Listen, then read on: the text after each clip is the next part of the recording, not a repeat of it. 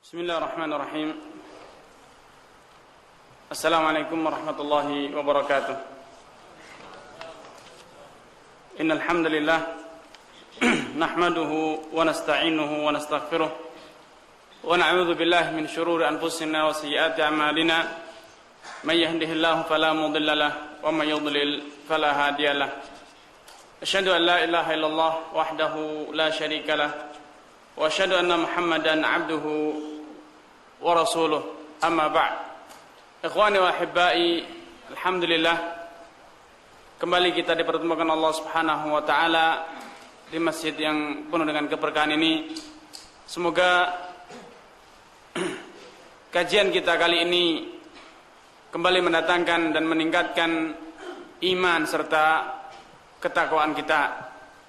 Ikhwani wa ahibbai, pada pertemuan yang telah lalu kita telah membaca keterangan sahibul matan Abu Syuja' rahimahullah ta'ala, di mana beliau menyebutkan tentang sunnah wudu.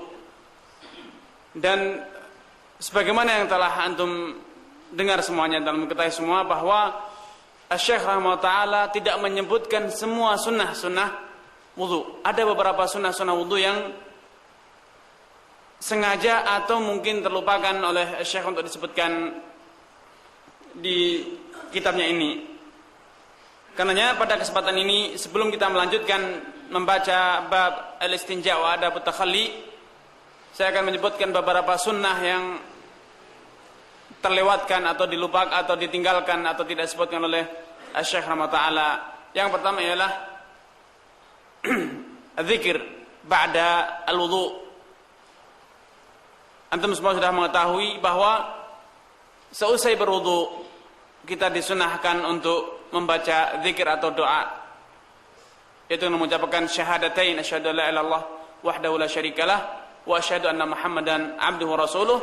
Kemudian dilanjutkan dengan mengatakan Allahumma ja'alni minat tawwabina wa ja'alni minal mutatahhirin. Ini sunnah yang pertama yang tidak disebutkan oleh Syekh. Dan ikhwan wa ahibbai, ini sunnah ini bila kita amati, kita renungkan hadis-hadis yang menyebutkan tentang fadilah zikir ini, niscaya antum akan banyak bersyukur kepada Allah Subhanahu wa taala. Betapa tidak, betul-betul seperti kata Rasulullah SAW, at-tuhuru syatrul iman. Sungguh tuhur, kesucian itu betul-betul separuh dari keimanan. Sehingga seperti kata Amirul Mukminin Umar bin Khattab radhiyallahu taala anhu tatkala beliau meriwayatkan hadis ini, beliau menyebutkan bahwa Rasulullah SAW setelah berwudu, beliau mengajarkan kepada kita untuk mengucapkan syahadat ini dan mengucapkan Allahumma ja'alni minat tawabin ila akhiri adzikir. Kemudian Rasulullah mengatakan futihat lahu abwabul jannati tsamaniyati yadkhulu min ayyiha sya. Subhanallah, akan dibukakan baginya 8 pintu surga, dan ia diizinkan untuk masuk ke surga dari pintu yang manapun ia suka. Subhanallah, begitu besar kerahmatan Allah Subhanahu wa ta'ala. Namun seringkali kita lalaikan, seringkali kita meluputkan sunnah ini dengan sengaja ataupun tidak. Bahkan kalaupun kita ingat dan kita mengucapkan zikir ini, hati kita kurang menghargai, kurang menghayati kandungan dari makna syahadatain dan juga doa untuk memohon kesucian dan dijadikan kita sebagai orang-orang yang tawwabi. Andai kita semua merenungi ini dengan penuh penghayatan, niscaya kita akan setiap kali berwudu iman kita akan menjadi baru. Hati kita akan kembali putih bersih dari berbagai noda-noda hati kita. Namun karena lalainya hati kita, atau na'udzubillah, karena hati kita telah tertutupi oleh noda-noda dosa, sehingga kita tidak bisa menghayati, tidak bisa merasakan betapa indahnya dan betapa sejuknya tatkala kita berwudu dengan sempurna dan kemudian kita mengucapkan zikir ini. Betapa tidak lahir kita suci dari hadas dan najis, kemudian batin kita suci dari kotoran-kotorannya, noda-nodanya. Allahumma ja'alni minat tawwabin waj'alni minal mutatahhirin. Sunnah selanjutnya ikhwani wa ahibbai yang tidak disebutkan oleh Syekh ialah setiap kali kita berwudu kita disunnahkan, dianjurkan untuk salat 2 rakaat atau yang disebut dengan rakaatit tuhur, 2 rakaat seusai kita bersuci. Hal ini berdasarkan hadis yang dikisahkan oleh Abu Hurairah dan juga lainnya, di mana Rasulullah SAW bertanya kepada Bilal. Beliau mengatakan, "Ya Bilal, apakah amalan yang kau lakukan? Tidaklah aku pernah memasuki surga kecuali aku mendengar suara terompahmu telah berada di depanku." Maka Bilal menyebutkan satu amalan yang spesial. Beliau mengatakan, "Tidaklah aku berhadat kecuali aku berwudu setelahnya, dan tidaklah aku berwudu kecuali aku sholat 2 rakaat setelahnya." Karenanya para ahli fikih, para fuqaha menyebutkan di antara sunan setelah kita berwudu ialah kita melaksanakan sholat 2 rakaat setelahnya. Namun seperti saya katakan tadi bahwa Syekh rahimahullah taala tidak menyebutkan 2 sunnah ini. Nampaknya beliau dengan sengaja tidak menyebutkannya. Karena apa? Karena 2 amalan ini adalah amalan yang dilakukan di luar rangkaian amalan wudu. Ini adalah sunnah yang mustaqilah walaupun ada kaitannya dengan wudu. Namun itu adalah di luar rangkaian tata cara atau rangkaian amalan-amalan wudu. Karenanya nampaknya beliau dengan sengaja tidak menyebutkan ini, bukan karena lupa, bukan karena tidak tahu, namun karena beliau beranggapan ini bukan bagian dari rangkaian wudu. Nah, adanya kenyataan fakta ini ikhwan wa ahibbai menjadi satu pelajaran tersendiri bagi kita, bahwa para fuqaha siapapun, para ulama siapapun dia, tatkala kita mengkaji karya ilmiahnya, tulisannya, fatwanya, maka jangan pernah ada fanatis, ada ta'assub dan menganggap ini paling sempurna, ini sudah paling lengkap. Tidak. Karena dahulu Imam Malik tatkala kitabnya Muwatta ingin dijadikan sebagai undang-undang oleh Harun ar-Rasyid, beliau menolak. Karena beliau menyadari bahwa pada karya ilmiah dianya ini, pada kitabnya Muwatta ini terdapat kekurangan yang dia sengaja, dan terlalu banyak pula kekurangan yang beliau tidak sadari karena keterbatasan ilmunya. Karenanya dahulu di antara etika para fuqaha, para ulama ialah mereka senantiasa berpesan kepada murid-muridnya agar tidak fanatis, tidak ta'assub dengan qaulnya, dengan madhabnya.